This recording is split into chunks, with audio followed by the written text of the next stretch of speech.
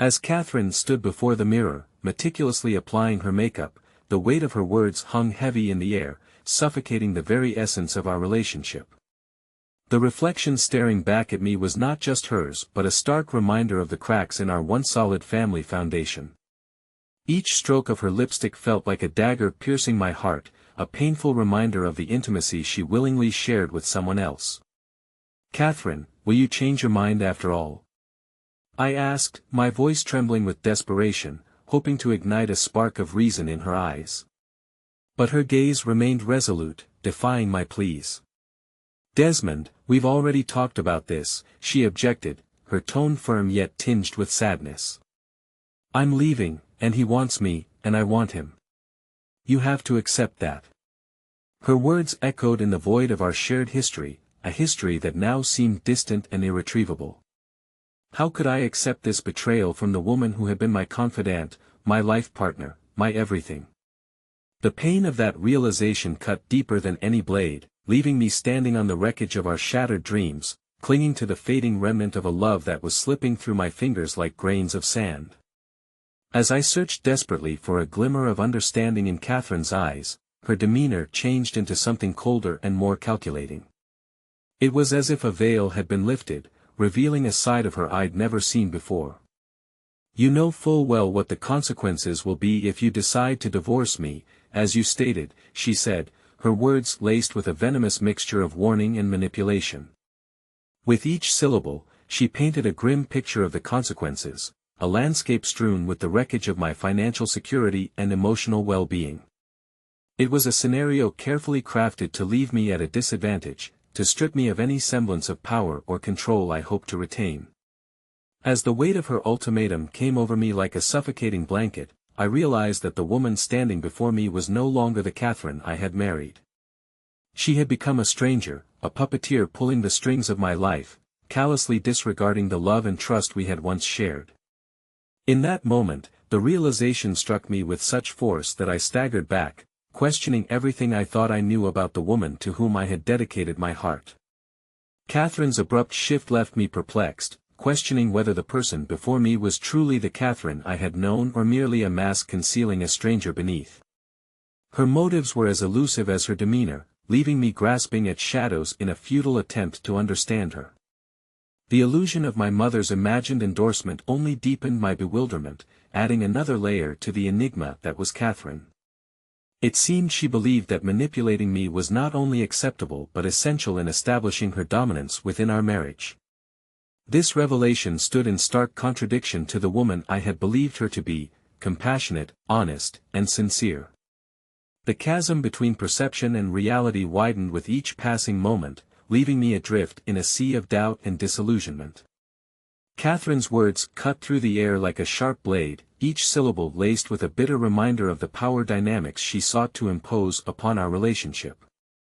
As she spoke of my father's acquiescence to my mother's will, I couldn't help but feel a surge of indignation rising within me. Was this the fate she envisioned for us, a twisted echo of the past where my voice would be drowned out by the echoes of her commands? The image of my father, once strong and proud, reduced to a mere shadow of himself, haunted my thoughts like a ghost from a forgotten nightmare. Yet, despite the weight of her words, I refused to be shackled by the chains of conformity.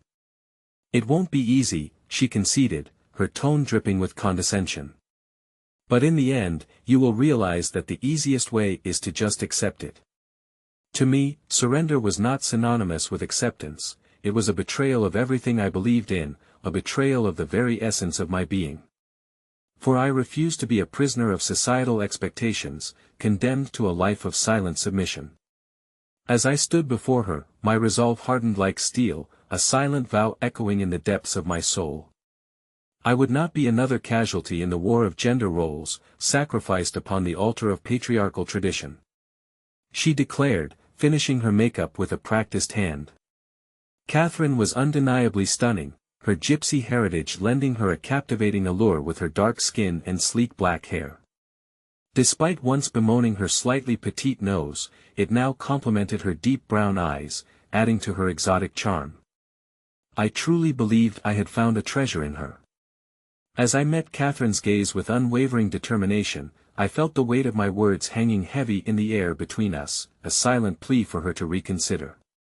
But instead of meeting my resolve with empathy or understanding, she regarded me with a dismissive gaze, as though my objections were nothing more than the rumblings of a naive child. "I understand this is difficult for you," she began, her voice softening slightly. "But I do love you." Her words offered little solace in the face of the betrayal looming on the horizon, a betrayal that threatened to tear apart the very fabric of our marriage. "I married you because of my affection for you," she continued, each syllable ringing hollow in my ears. "And because you're a wonderful husband and father." But her attempts to justify her actions only served to fuel the fire of my resentment, a resentment born from the realization that I had been deceived by the woman I loved. As she spoke of her need for multiple partners, I felt a wave of nausea wash over me, the bitter taste of betrayal lingering on my tongue. "If you cease this resistance," she offered, her words dripping with false promises, "I'll reward you upon my return." But the thought of being bought and sold like a piece of property filled me with a sense of revulsion that threatened to consume me whole. For in that moment, I realized that the woman I had once loved was nothing more than a stranger wearing her face, a stranger whose actions had shattered the illusion of our happiness beyond repair. Did she genuinely find that proposal enticing? Her demeanor shifted to seriousness as she spoke further. "You may not agree with it, but you'll come to accept it, just like everything else that can't change. I won't engage intimately with you anymore. He desires exclusivity from me. However, I'll continue to support you in other ways." Her words carried a finality that struck me deeply. "Why did you choose him over me?" Frustration tinged my voice as I questioned her decision. She chuckled in response. "I've told you, Desmond. No single man can fulfill all my needs. Besides, he earns a mere $2,500 a year, he's nobody from the warehouse. We need your income to sustain the lifestyle that I and our children deserve." I realized she hadn't mentioned loving me once. "How do I look?" she asked, a question lacking any trace of affection, prompting me to notice its absence. "Terrible," I replied bluntly. She chuckled, seeing through my attempt at cruelty. "You're just trying to be harsh, but that's exactly what I expected." She grabbed her purse, slipping in her ID, a spare lipstick, and some emergency cash before heading to the front door. As she attempted to kiss me goodbye, I turned my head, allowing her lips to meet only my cheek, a gesture that left me feeling unsettled.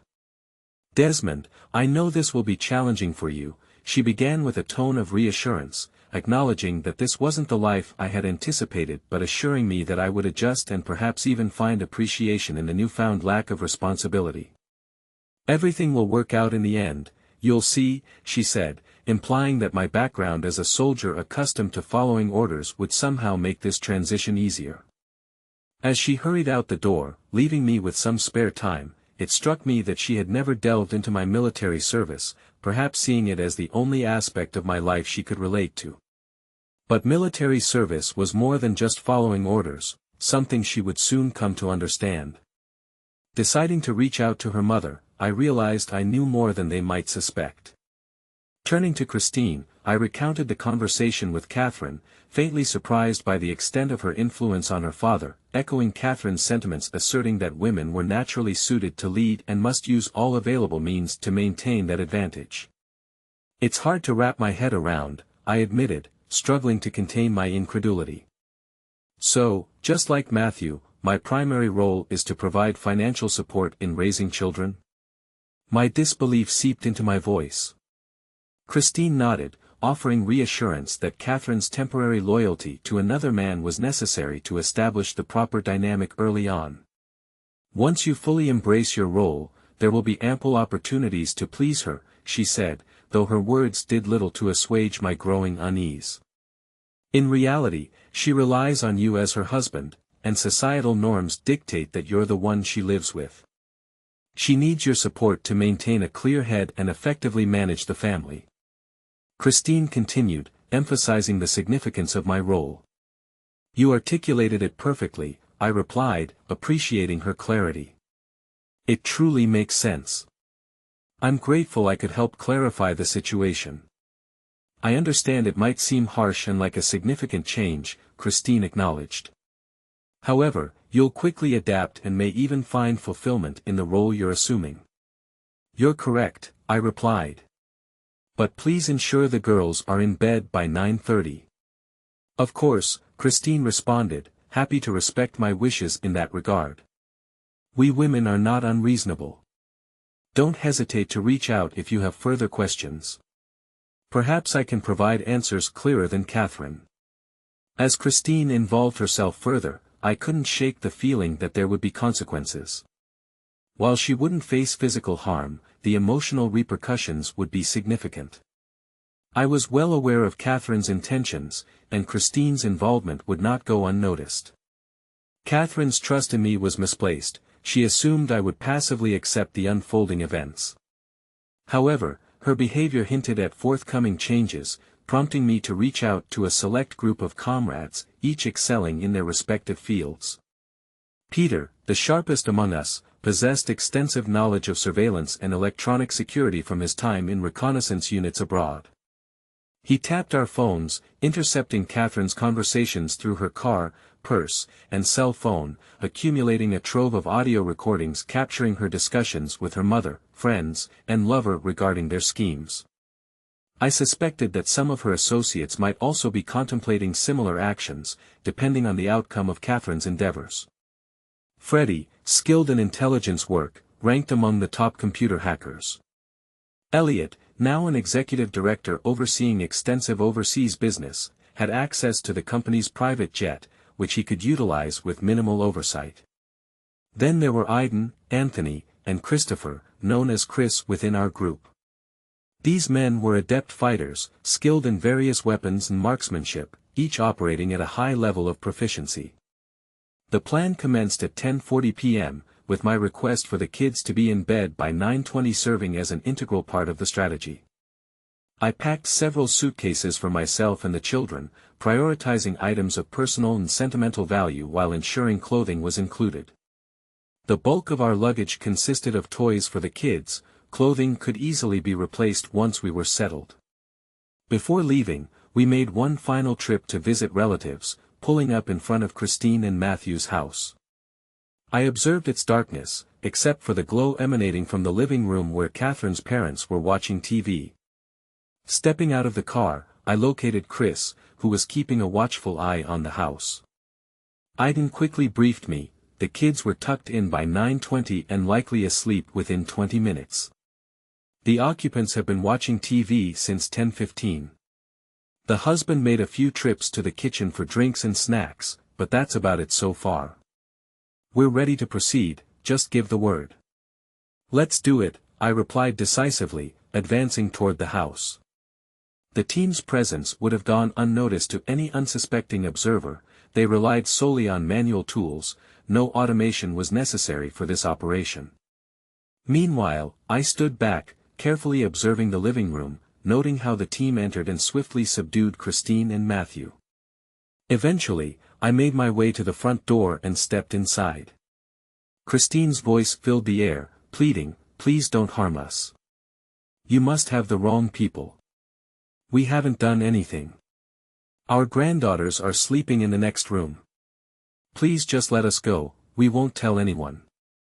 As she noticed my entrance, she fell silent, her eyes filled with fear and confusion. "What's happening, Desmond? Is Catherine behind this?" she asked, her voice trembling. "If you don't let us go, Desmond, what's going on?" Her questions were met with a tone she had never heard from me before, catching her off guard. "Neither you nor Catherine can stop this," I responded firmly. "I suggest you listen to what I have to say. Save your questions until the end." While we conversed, Chris deftly and efficiently tied them to chairs in the dining room. These men were truly experts of their craft. Christine and Matthew would remain bound until someone released them or they managed to break free. "Christine, Matthew, I've made a decision," I began, my resolve evident.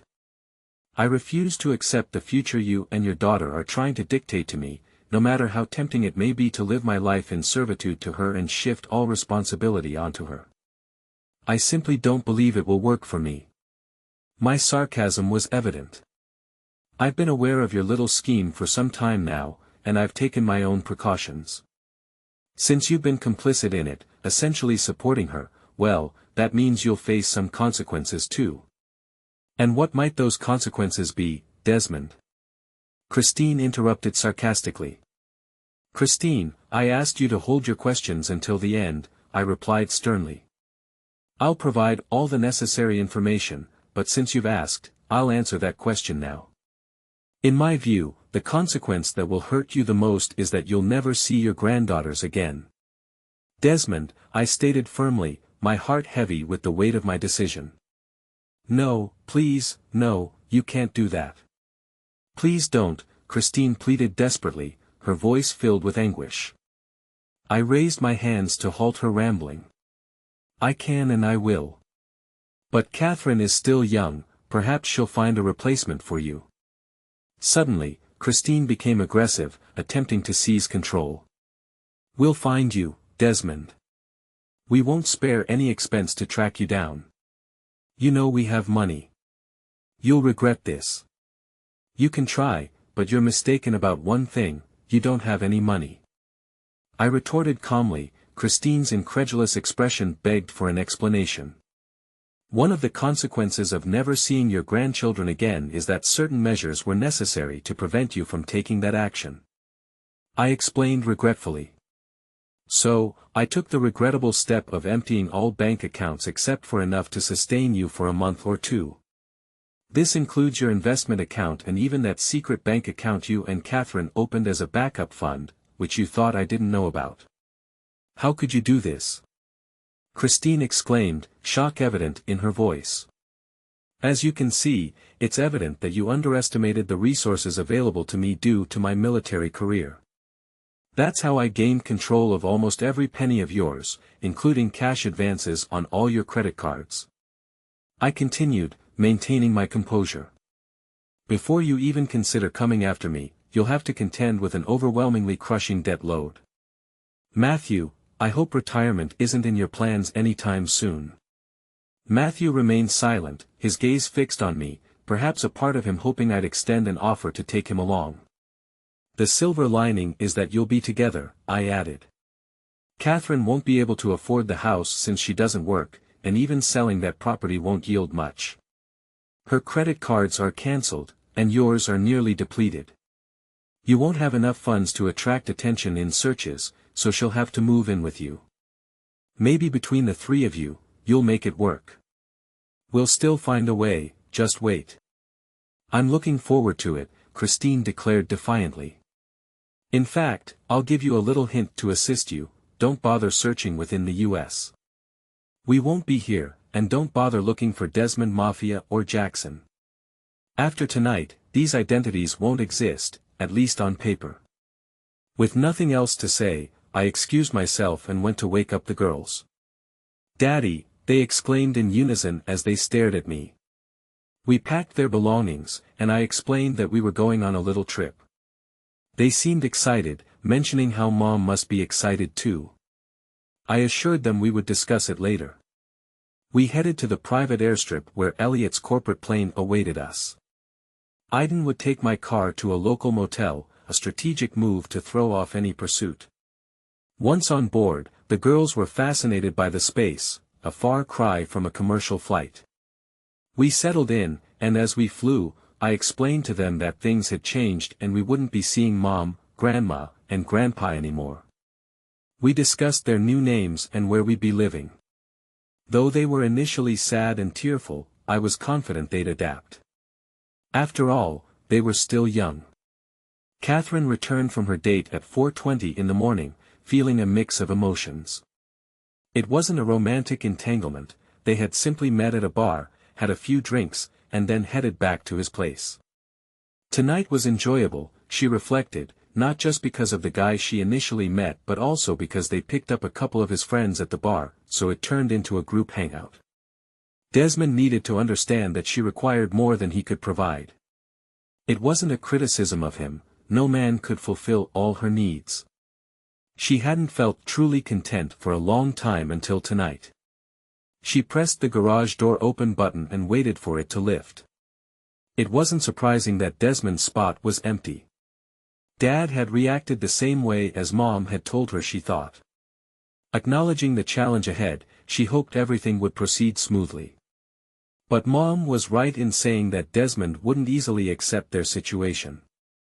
Desmond's absence affected her more than she had anticipated, serving as evidence of her deep love for him despite his current thoughts. She knew he would come home soon. His love for the kids was a guarantee that he would come around, wasn't it?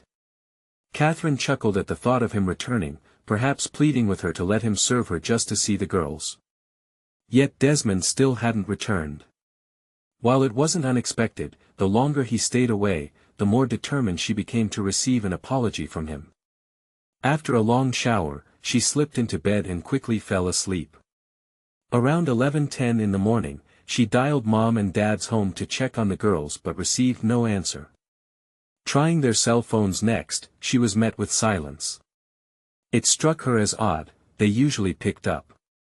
Growing increasingly concerned after 40 minutes of unsuccessful attempts, she decided to drive over to their house. Their car was parked outside, and everything appeared normal. She half expected them to step out, assuming they were busy and hadn't heard their phones ringing. Entering through the front door, she called out, "Mom, Dad." Their response was barely audible, immediately striking her as peculiar.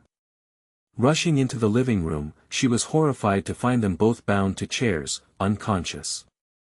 What happened? She hurriedly began untying them as Mom explained through labored breaths. Desmond took the kids, Catherine. Desmond did this to you and then took the girls. She explained. I struggled to comprehend the gravity of the situation. Desmond did this to you and then took the girls, she explained. He said he's leaving the country and will never see them again. The weight of her words left her reeling. Could she have underestimated him so greatly? She never imagined he was capable of such actions. There had to be another explanation. After freeing Mom, she instructed her to sit down and quickly dialed Desmond's mobile phone, determined to resolve the situation. She anticipated a call from Catherine and then the phone rang. She let it ring 4 times before finally answering, her heart pounding with anxiety. "Hello," she said, her voice trembling. "Where are you?" Catherine demanded. She disconnected the call moments later. The phone rang again, then hung up. She pleaded, disregarding her plea. She hung up once more.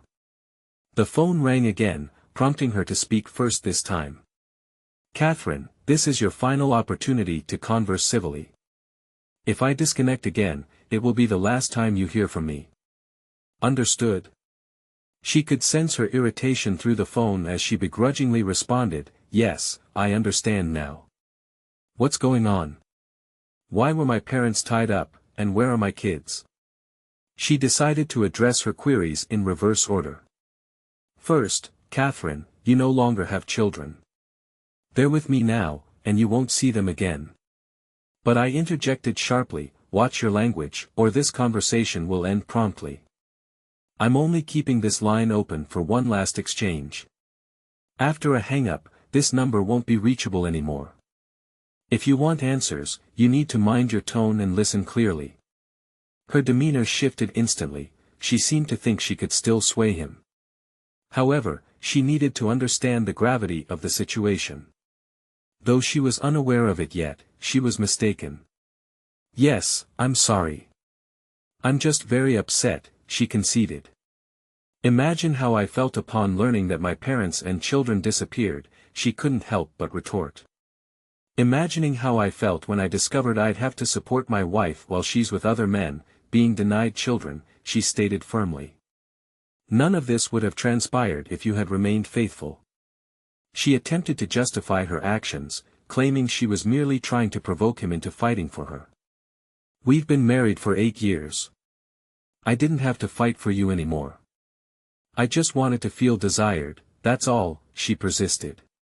"That's not true, and you know it," he rebutted. Your mother explained everything to me. The role of the provider and children's upbringing may be my reward if I perform my duties well, and all the other men would serve to fulfill your desires. Well, now you're free to try to shift the blame onto someone else. He added, feeling the weight of betrayal. You were foolish to think I'd accept the accusations you're trying to pin on me. I continued, my voice hardening. Desmond, please forgive me. Just give me back my children. I'll do anything, Catherine pleaded desperately. Alas, Catherine, you've shown your true colors, and that's it, he replied stly. As I already informed your mother, you can attempt to find us, but we live under different names in another country. We possess new birth certificates that don't even indicate you're their mother, so there's no paper trail for you to pursue. I'm actually glad for the first time that my parents died in that car crash. It would have complicated our departure. Goodbye, Catherine, he concluded with a heavy heart. He disconnected the call, the sound of her cries fading into the distance like a distant memory. As he tossed the phone into the water, watching it sink beneath the surface, he felt a sense of liberation. For in that moment, he realized that he was freed from the chains of deception and betrayal that had bound him to Catherine for so long. As he turned his back on the life they had once shared, he knew that he was finally free to embrace the promise of a new beginning, unencumbered by the ghosts of his past. Friends, please share your opinions on this story. Have a great day.